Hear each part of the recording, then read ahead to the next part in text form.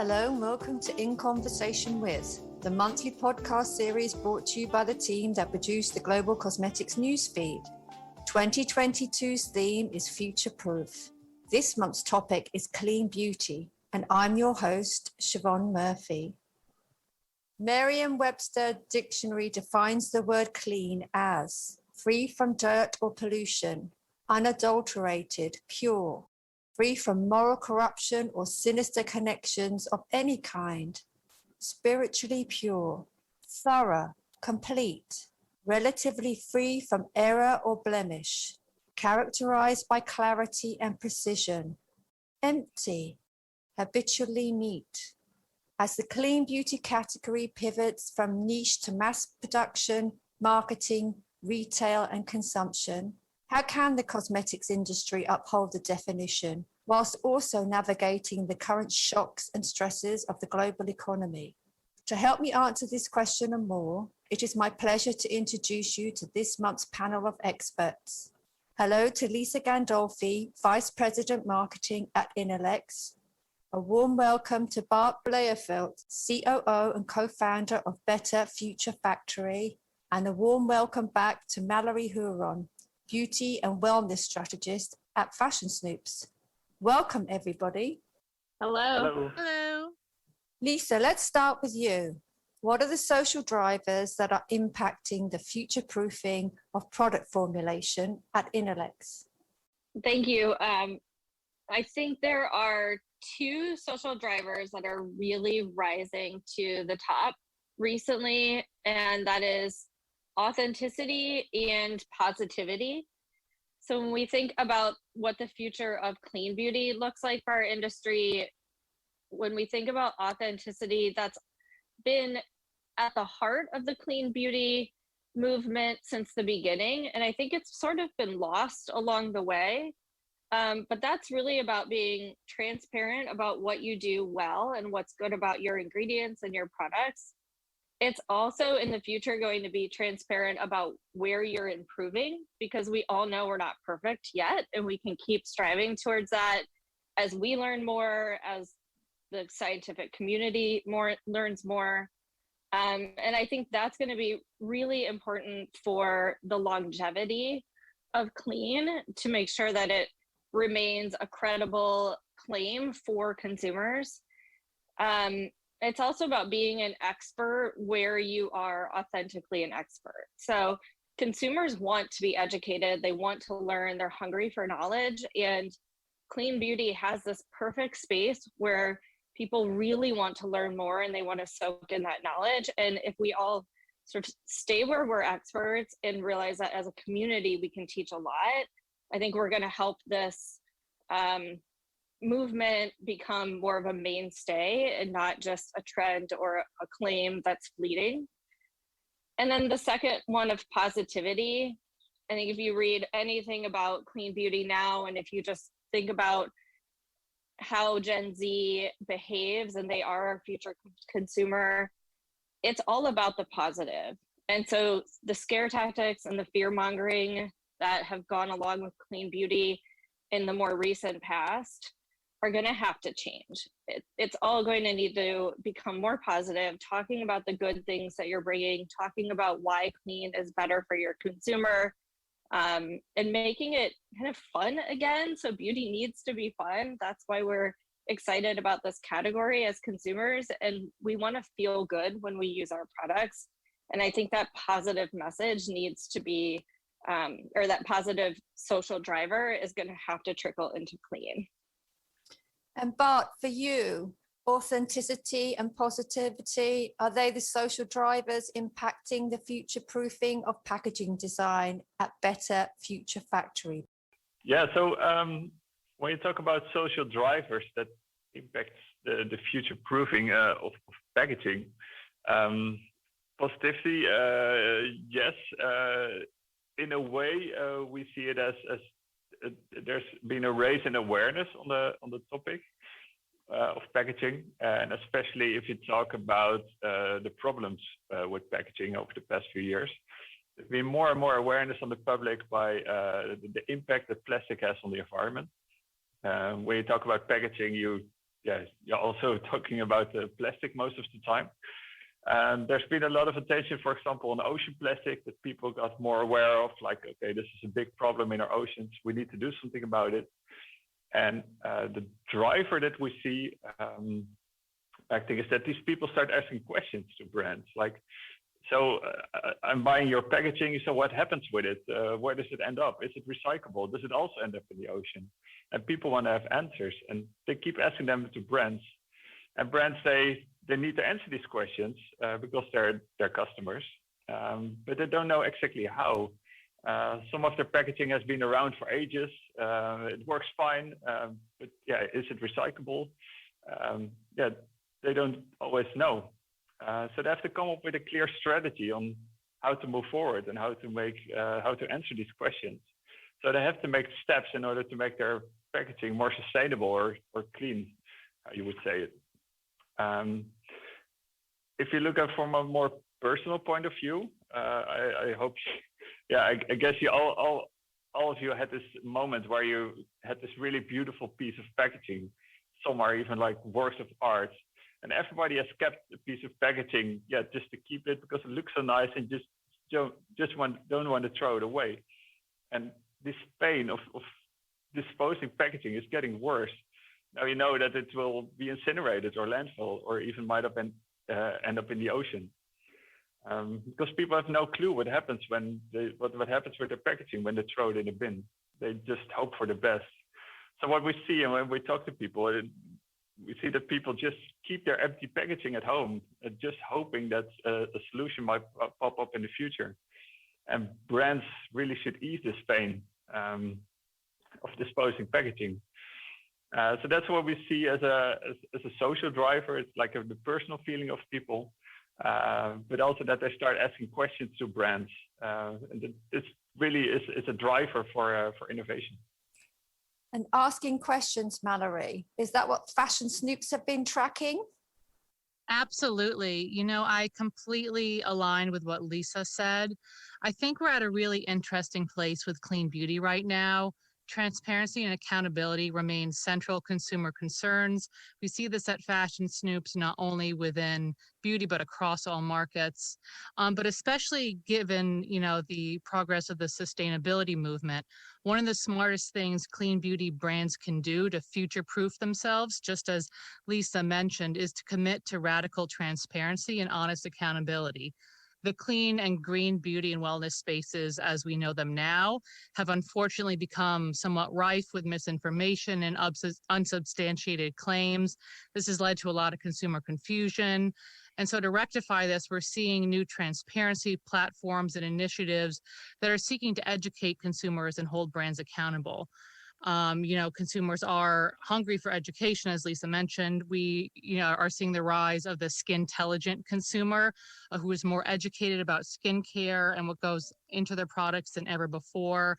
And so we're seeing things like Clear for Me's ingredient transparency platform, which is really unique, helping to demystify ingredient names and chemical compounds.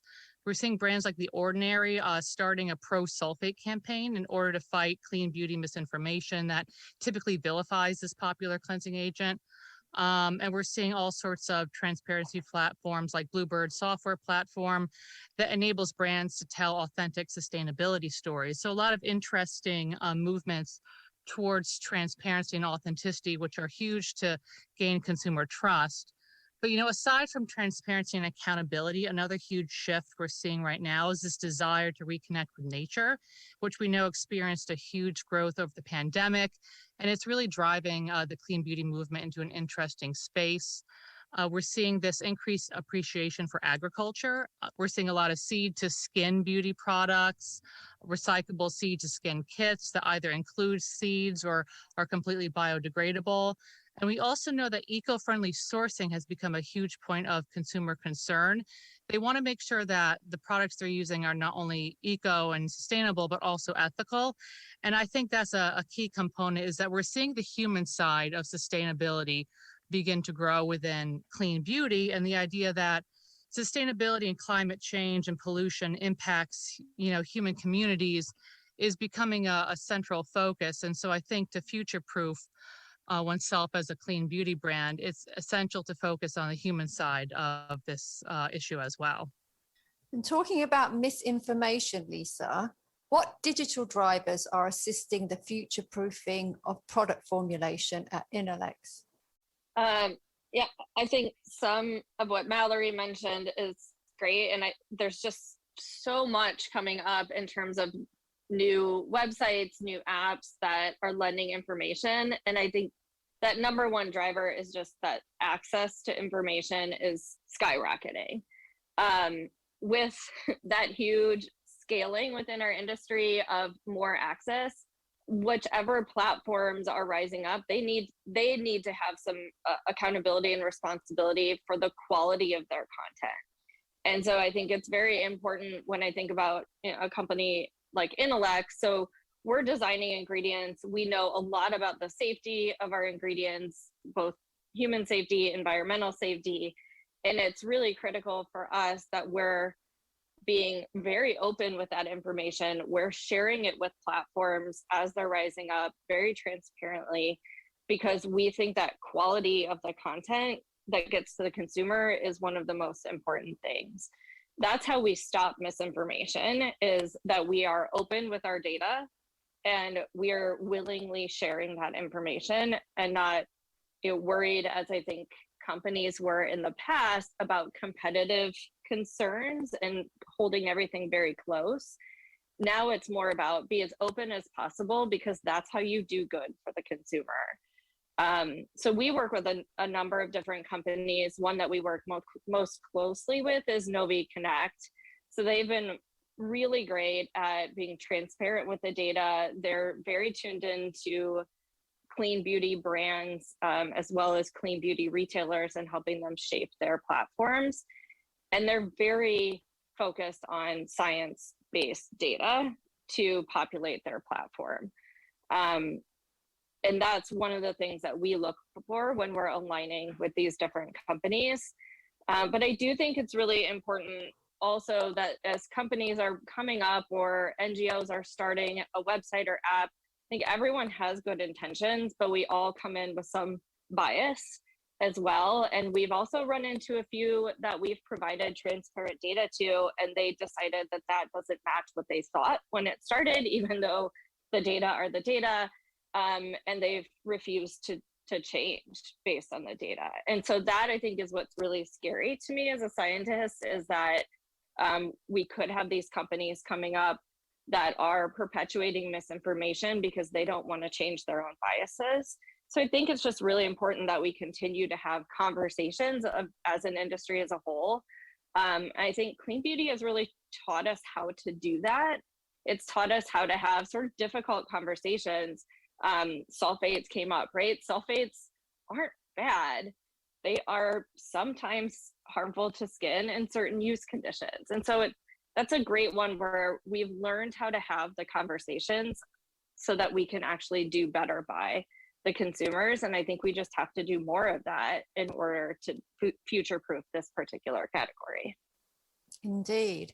And open access, Bart, what are the digital drivers helping to future-proof packaging design? The digital drivers in packaging design, I have to agree with Lisa. One of the key things is access to information.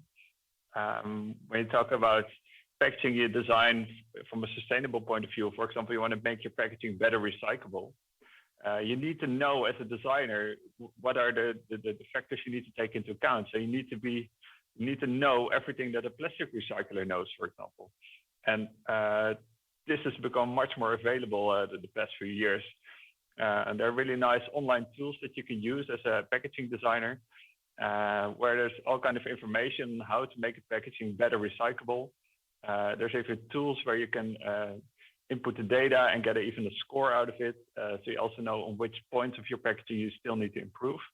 So this connection between a plastic recycler and a brand or a packaging designer has become much more accessible. And that's really helping to increase the quality in recyclability for packaging. Another thing we see in connection is connecting the customer to the brand. We see more developments into reuse and refill packaging. And you can combine this in a great way with new apps and software developments. There's all kinds of ways to connect with QR codes, RFID tags, for example. You're able to trace all your packaging along the supply chain.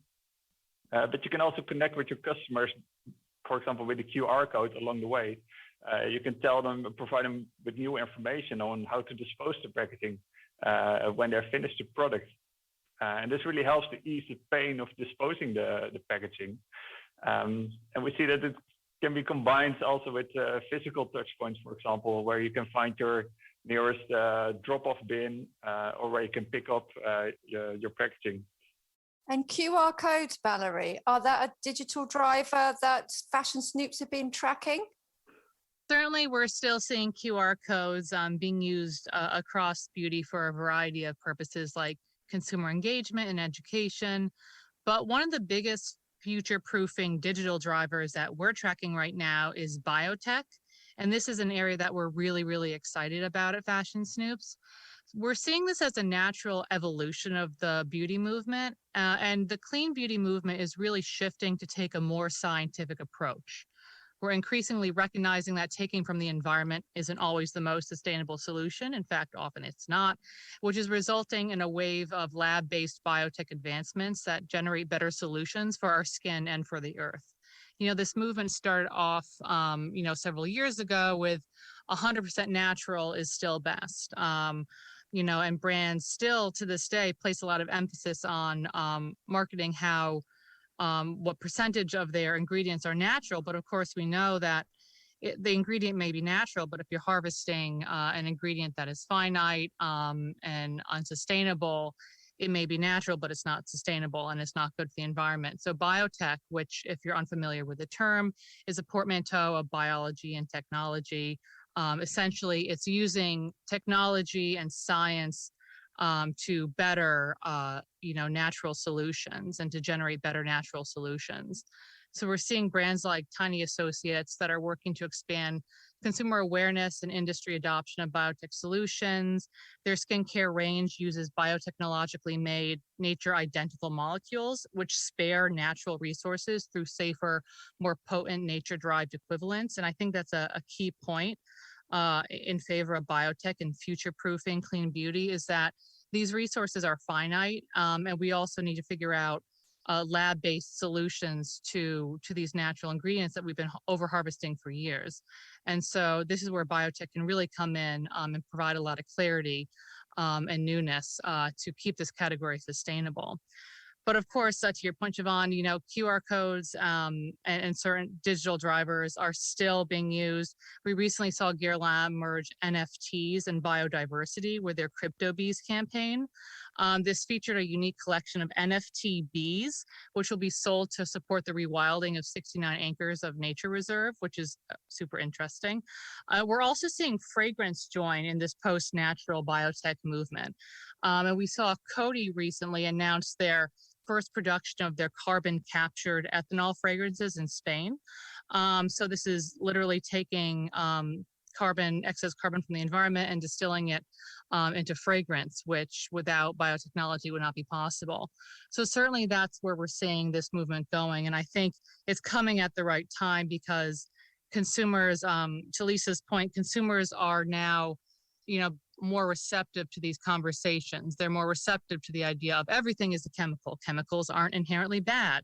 And what chemicals have been vilified over the past few years within natural and clean beauty, which, we need to take another look at and see that, they're safe under many circumstances. And so we perhaps don't need to have these like banned lists that have been so popular and trending across clean beauty for several years now.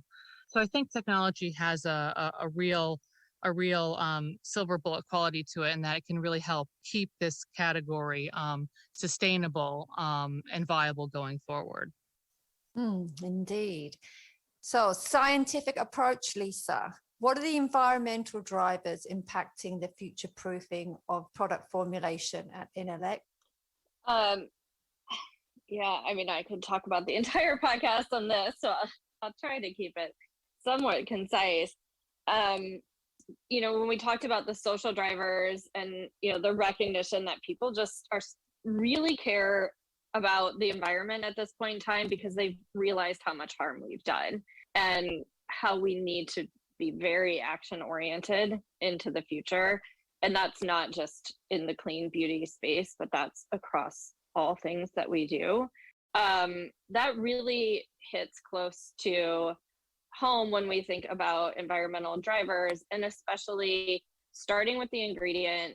Green chemistry has been a principle, a set of principles since the late 90s. It's not a new invention, but it's something that consumers are finally getting to hear about.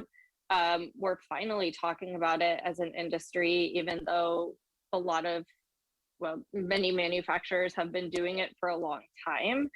But it's a really smart set of principles that respects the environment and is not focused on trends. It's focused on thinking about how do we take core scientific principles and adapt them as science gets better. So as Mallory was just talking about with biotech, for example, within the green chemistry principles, there's a principle about using renewable resources. And in the past, that's been focused on plant sources because that's the most renewable thing we could think of. But as we look into the future, it's not always going to be plant as being the most renewable thing. Science is going to advance, and we need to be thinking about how do we respect the environment, respect the earth, and move our science forward and take advantage of all of those advances.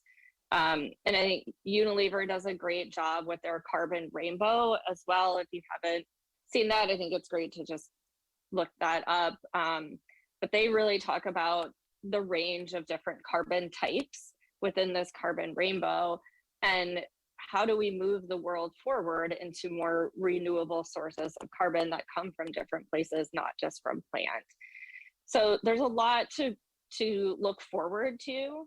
And it's something that, at Inolex, we've followed the principles of green chemistry for decades. I haven't been at the company all of those decades, but when I walked in a few years ago, it was like, oh my goodness, we're doing all of this great stuff. We need to talk about it. We need to let the brands that we're working with know they need to talk to their consumers about this because it really is a great foundation. It's diverse feedstocks, renewable feedstocks, it's safe processing, so safe for the people that are manufacturing the ingredients, which is really important. It's safe ingredients that are produced out of following those principles. And it considers end of life, which is something that the industry hasn't really thought about until very recently. So it considers things like biodegradation, and it considers things like aquatic toxicity. And those are things that are really important, but we've always focused on where do things start. We haven't really put as much emphasis on where do they end and what happens to them at the end. And I think that's clearly becoming a strong need in the packaging industry, as we've already heard about. And I'm really interested to hear more about that, on this question as well.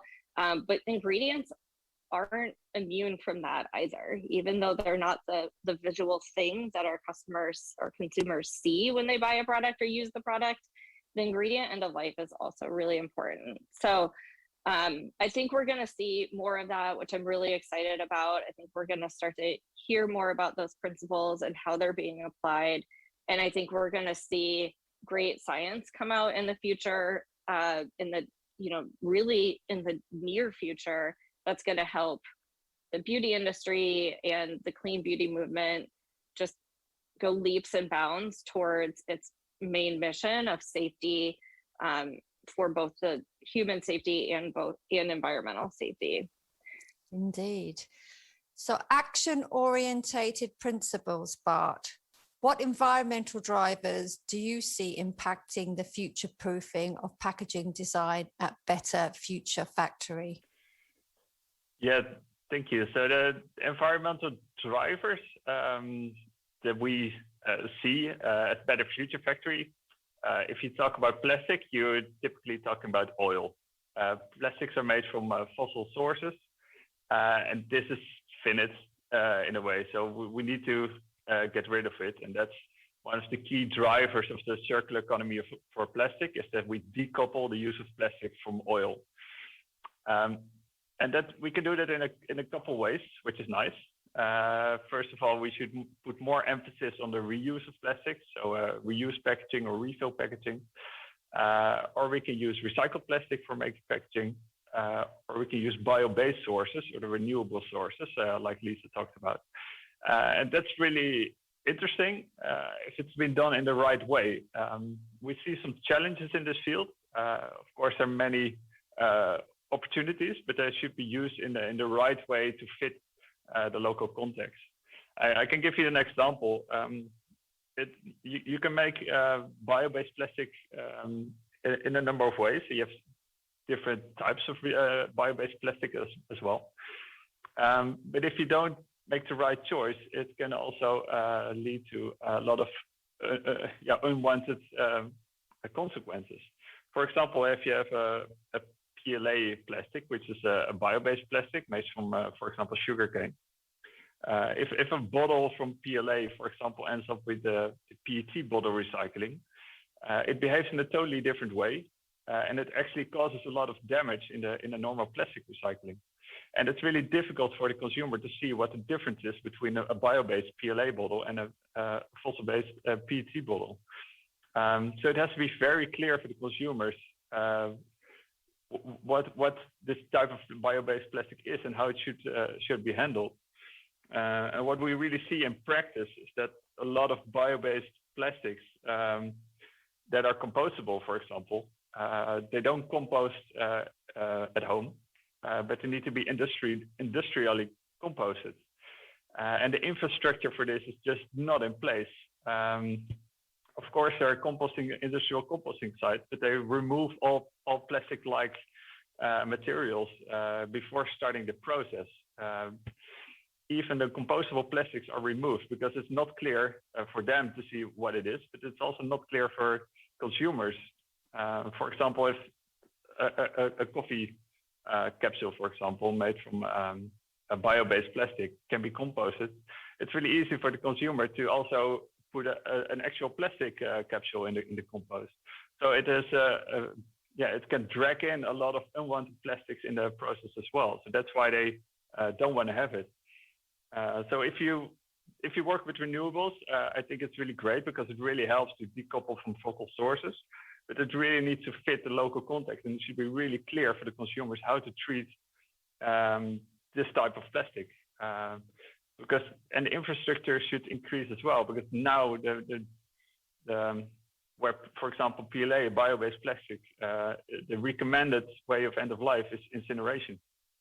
And that's too bad because it has a great promise, of course, for the future.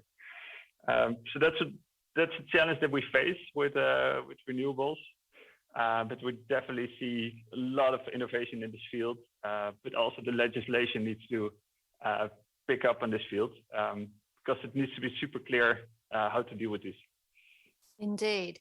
Mallory, action-orientated principles, is that a driver at Fashion Snoops?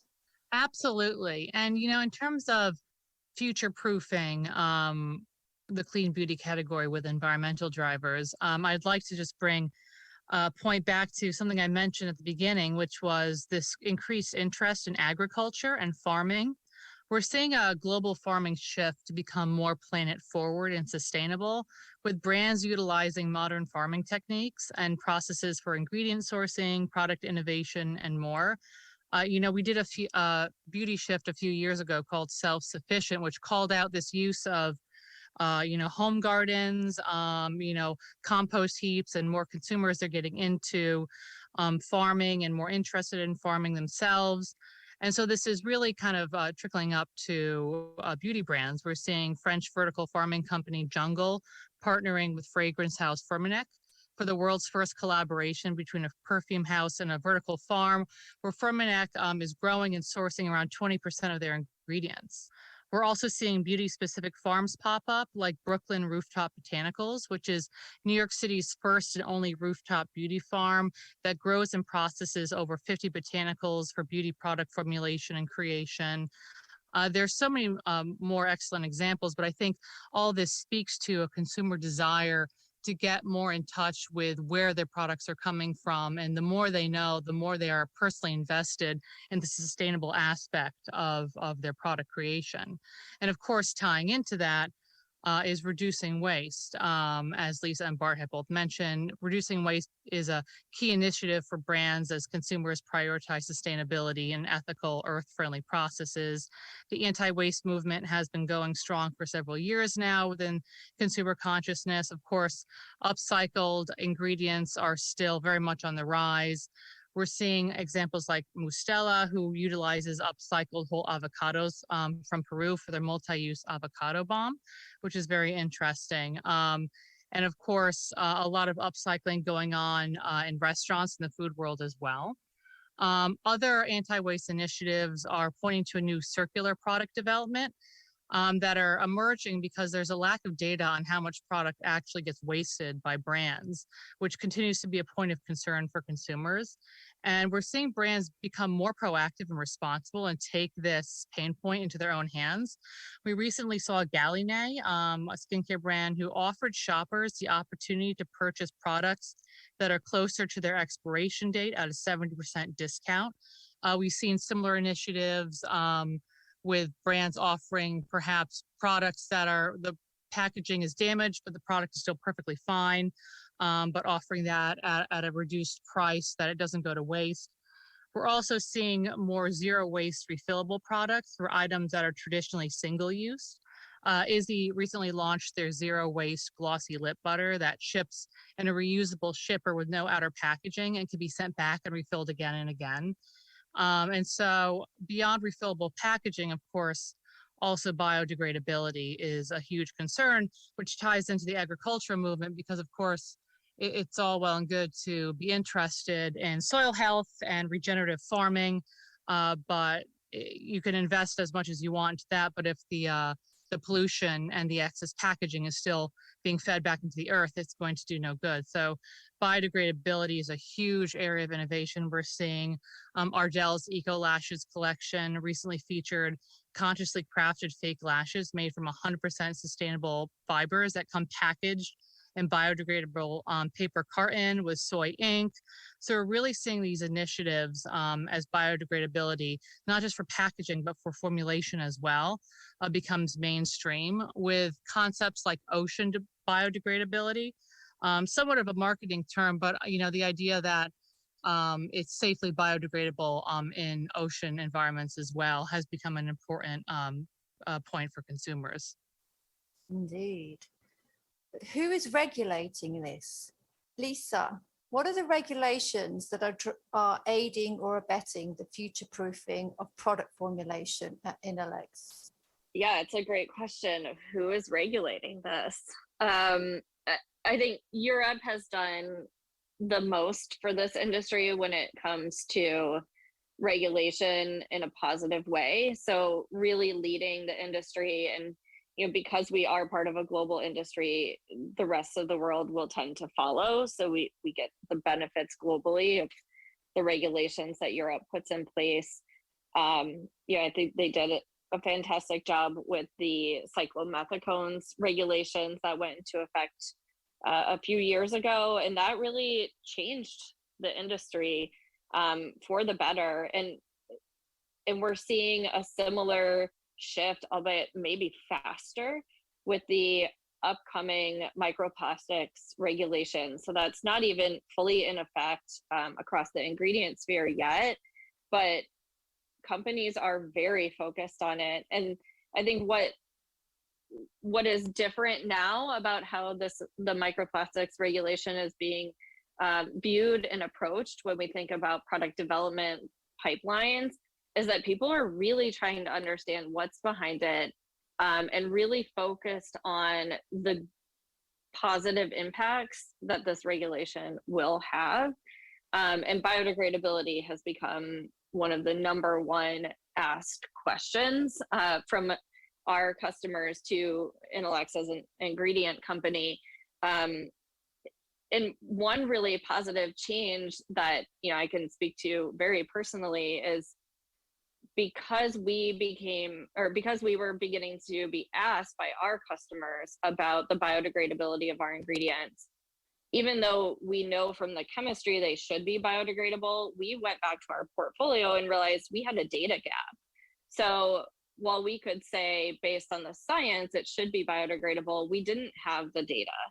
And so we embarked on a multi-year project to test every single ingredient in our portfolio for its biodegradability profile so that we had the actual data in hand. And I think that's something that the regulations are doing a good job of positively forcing companies to do.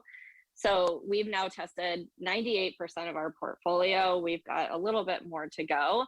But that data, we are also sharing openly and transparently with our customers, with some of the companies we talked about earlier when we talked about digital drivers, and just having the data, understanding the importance of filling those gaps is a great outcome of these regulations. It's an interesting world when we talk about regulations and globalization, because one of the challenges that we hit is with regulation in China. So China is a huge market. Everyone's very interested to have their products there for a lot of very obvious economic reasons. But because of their resistance to innovation, it creates a really interesting challenge, a really interesting dynamic for global companies. So while we're moving all of this forward and where we're finding there are whole ingredient classes that are not biodegradable or that are toxic to aquatic life, that opens the door for innovation in ingredient design. However, those innovative ingredients can't be used in new products in China because of their regulation without animal testing, which we're not going to animal test. So we have this really interesting globalization versus regionalization dynamic where we have certain regions promoting future proofing with their new regulations, and we have other regions kind of holding back to the past. So it's a really interesting aiding and abetting dynamic that we have in the industry. But I think what we will see over the next 5 to 10 years is that most companies will choose in favor of the new regulations, in favor of going towards the future with innovative ingredients that are better for the environment. Indeed. And talking innovation, Bart, what regulations are aiding and abetting the future proofing of packaging design at Better Future Factory? Yeah, so for the regulations, that's just, I like this question. This is one of the first things I usually discuss with our clients, because how we see it is that the regulation is not future-proof in a way. Like if you wait for regulations to kick in, you're too late. And so regulations, you're looking backwards in a way. So you want to look forward, and I think it's important that brands take this action, and we see a lot of initiatives in this field as well. So, for example, a good example is the New Plastics Economy by the Ellen MacArthur Foundation. They look ahead and they define how plastics can be part of a circular economy in a system that works. And they connect with all kinds of brands, global brands, and they share this vision and they make a commitment towards these goals. So it's not driven by regulations, but it's looking ahead and coming up with shared vision and making commitment to that. And we think that's really important. And most of the brands that we work with, they take the step to sign up for these commitments as well, as to feel confident in the strategy that we've developed together. And another example is to look ahead instead of waiting for legislation. Things that are definitely coming up with packaging is that, like, you need to incorporate recycled content in packaging. We need to recycle more plastic, so there's going to be like a threshold of 25 or 30% recycled content for packaging. It's not always there yet, but you can already see that big brands already took steps years ago that they started buying stakes in plastic recycling companies in order to secure the future supply of these recycled materials. And global situation is changing rapidly, of course. So materials are becoming more scarce, longer lead times. So by taking stakes in these recycling companies, big brands like IKEA, Nestle, Unilever, L'Oreal, but also Coca-Cola, they partly own plastic recycling companies in order to be prepared for the future. And this is something that we see happening. Indeed. And Mallory, what consumer trends have you been tracking regarding regulations? Well, I think regarding the consumer perception of clean beauty, certainly I think regulations and making regulations more consistent is one of the biggest challenges to future-proofing this category. As Lisa mentioned, there's massive inconsistency globally and also just regionally with regulations. But I'm hopeful that we're going to see a real crackdown on unregulated terms going forward.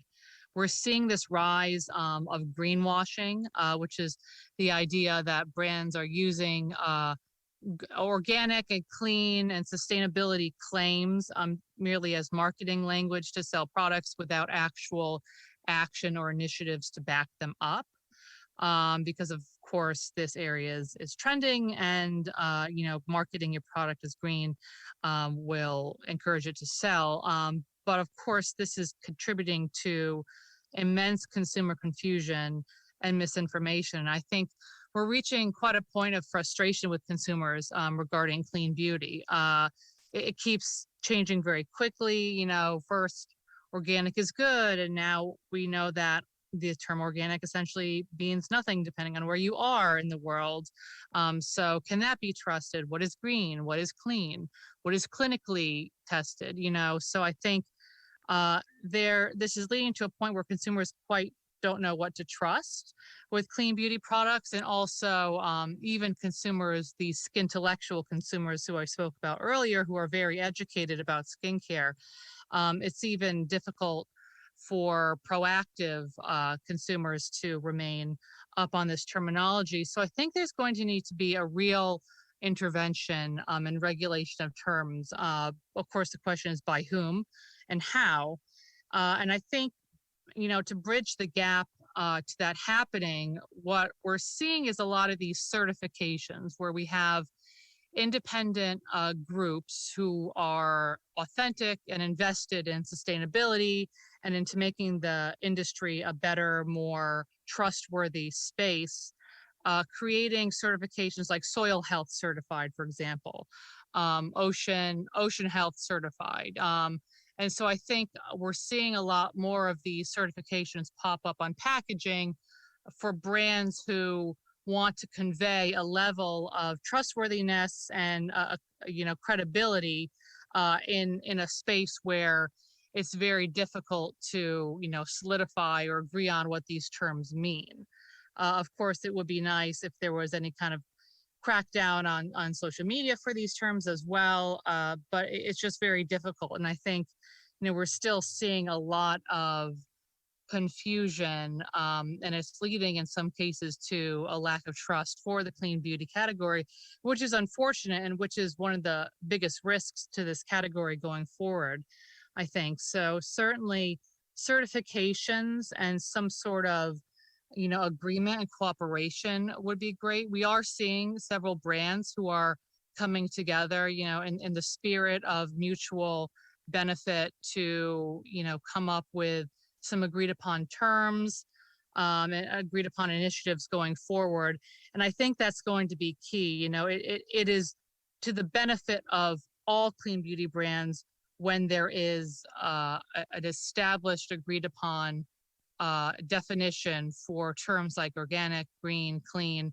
And of course, while there are those definitions in certain companies, in certain countries, like for example, across Europe, where regulations are very strict, but certainly in the United States and elsewhere, these terms aren't regulated or agreed upon at all. So this will be very crucial going forward to, establish trust in this industry. Indeed. Predictions. Finally, Lisa, what will the clean beauty formulation look like in 12 months' time? I think it looks very similar to what a clean beauty formulation looks like today, in spirit, right? So there will continue to be innovation in the actual ingredients that come in. I think as an industry, we've really identified sort of the bad actors. We've identified, some ingredients that have a mixed view. Some company policies reject them, some include them. That's again going back to that subjectivity that Mallory's talked about. But I think at the core, and where clean beauty really started, was about safety for consumers and safety for the environment. And that, I think, survives. And I think that what we'll actually see over the next decade is more clean formulations, more clean products, and almost clean as a cost of entry into the market. I think we're getting really close to that tipping point where consumers just aren't going to accept things that don't follow the original or sort of true definition of clean, where it was founded. I think the claim of clean beauty or using clean beauty as a differentiator is absolutely at risk. I completely agree with what Mallory was saying. There's been so much dishonesty and so much fear mongering, that I think that claim is really what's at risk. I think the actual ingredients that have been developed in response to the need for clean beauty or in response to this trend, the way that formulators formulate differently today than they did 5 or 10 years ago, I think all of that lives. I think it's really the claim that's at risk. And if we don't start to be responsible with it as brands and ingredient makers and retailers and NGOs and even regulators, we are putting it at huge risk. That the only way to safeguard it is to get to this common and accepted definition. I absolutely agree with that. And for you, Bart, what does clean beauty packaging look like in 12 months' time? Yeah, it's a good question. 12 months sounds like a long time, but it's actually a really short time when you talk about packaging development. Projects can easily take 12 to 1 to 2 years in order to develop a packaging. So the things you will see coming up already started over a year ago. So what we are working on is, what you definitely will see the coming year is some really inspirational examples of closed loop recycling. So where we take back old packaging of brands and transform it into new product that fits our portfolio, and it's really like iconic and helps to get the customers along. What we also see is there will be more and better refill at home solutions. The development has already been going, for example, refill pouches, but we see that brands feel more confident now to make bolder steps.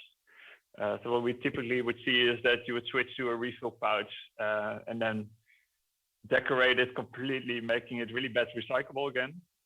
So now they take more bolder steps in order to they can really minimize and clean design for the pouch as well, which is good recyclable again. And that's where we definitely need to go. Again, next to the refill at home, we also see the in-store refill bars. They've been delayed, obviously, due to the COVID situation, but you will definitely see more of them popping up the coming years. And that's really fun. It's great to see that brands take this step. Another thing, like if you compare it to the past, I've how would you say it? I have a story of like a marketing manager once told me that her former boss said that people have to drag their knuckles over the ground by carrying their packaging or product home. And this is really the old-fashioned way of making a product more luxurious by adding more weight, make it bigger.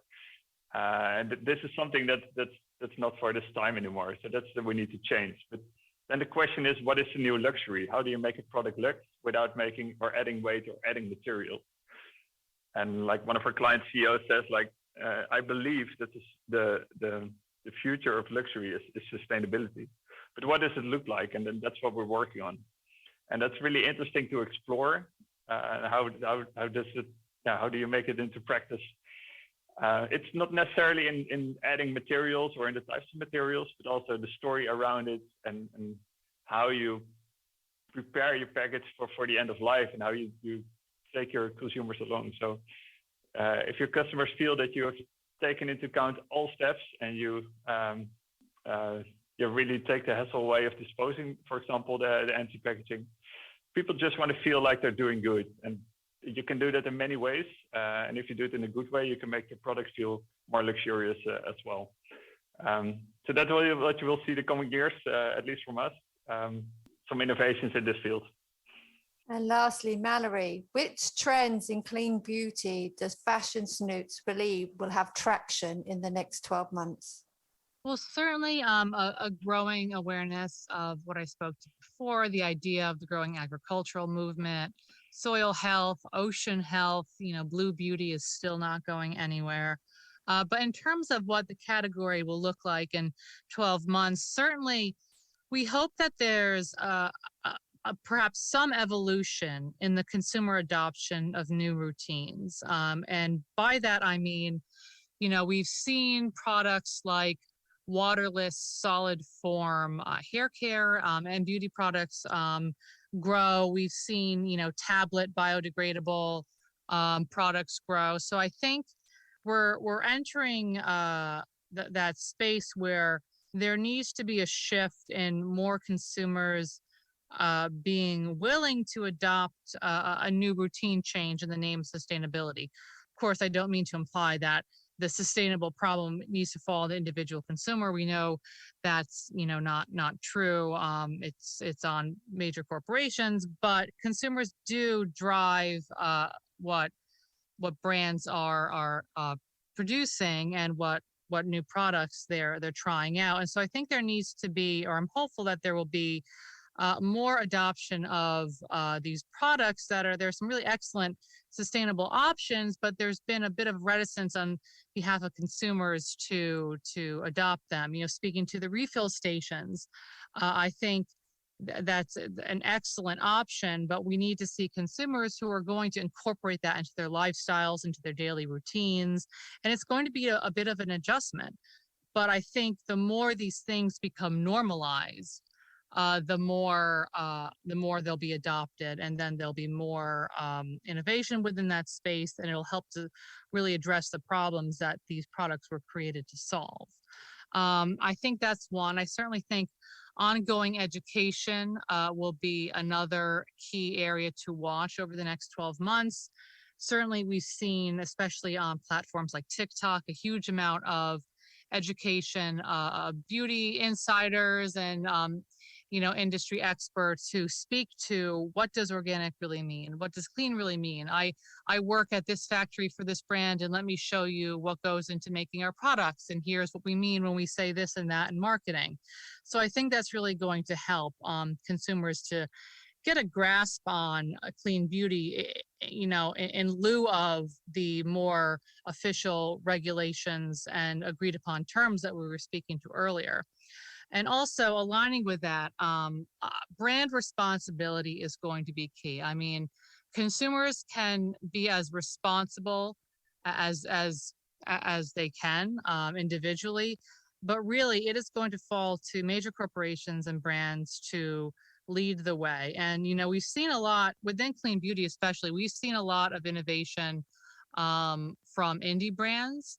And there are several responsible larger brands, but I think we're going to see more cooperation, and we're going to need to see more, teamwork, essentially, on behalf of this industry, in order to make it a space where everyone is in it for the common good, essentially, which is, has been a key point of sustainability, the sustainability movement in general, the idea that this is for the future of our planet, the future of our children. And so in order to make this, a sustainable movement, we're going to need to see more cooperation from brands going forward. And with that, I would like to thank my guests, Lisa, Bart, and Mallory, for joining me today, and to you for listening.